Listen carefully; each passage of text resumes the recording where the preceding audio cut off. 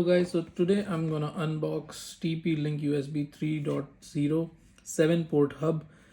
It's a data hub with 3 fast charge outputs, and UH700 is the model number.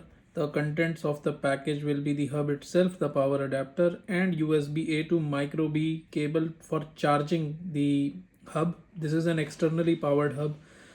The reason why I bought an externally powered hub is because externally powered makes sure that your data connections remain intact.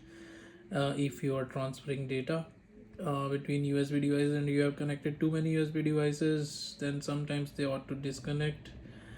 And also, you have a 7-port hub, so you need that extra power to make sure everything is functioning. And then we have a user guide as well. So let's take a look at the package contents. So this is the hub itself, TP-Link USB port 7 hub. This is the button for powering it on. There's a polythene on top of it. It's nicely covered. Build quality looks pretty good. And this is the power cord, and this is the micro B cable that will go inside. This is the power cord. So these are the 7 ports. As you can see, 3 of them are fast charging, 4 of them are the USB 3.0 port. The cables now, so this is the USB to micro cable here.